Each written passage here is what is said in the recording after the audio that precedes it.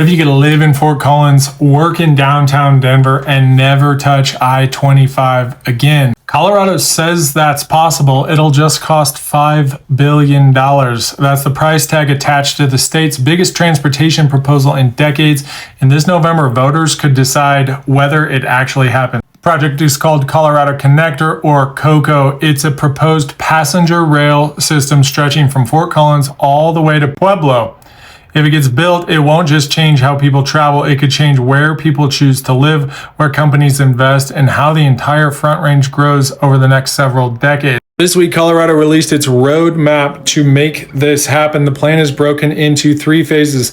The first one is already moving forward. It's a $332 million investment funded with existing state transportation revenue, so it doesn't require a new vote.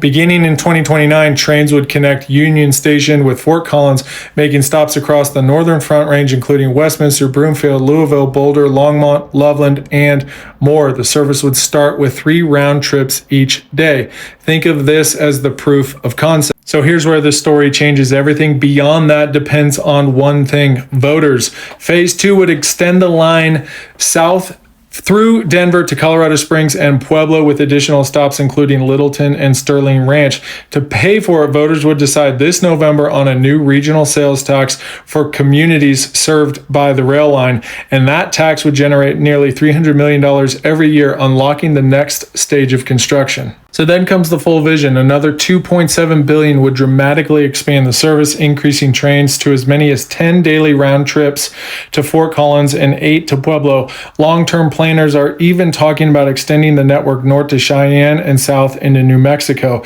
So at roughly $5 billion, this would become one of the largest transportation investments in modern Colorado history. So this isn't really a train story, it's a growth story. Colorado continues to add people every year, and eventually we have to answer a bigger question. How do millions more people move around the Front Range? Do we keep widening highways, or do we build an entirely different transportation system?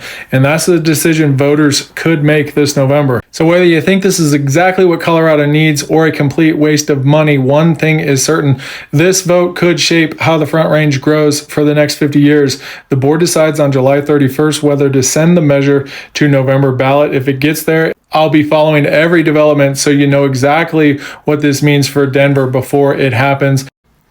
I'm Jason with the Denver Group and the Denver Deal. Make sure to follow along for more updates like this. Thanks for watching, and follow for more Denver.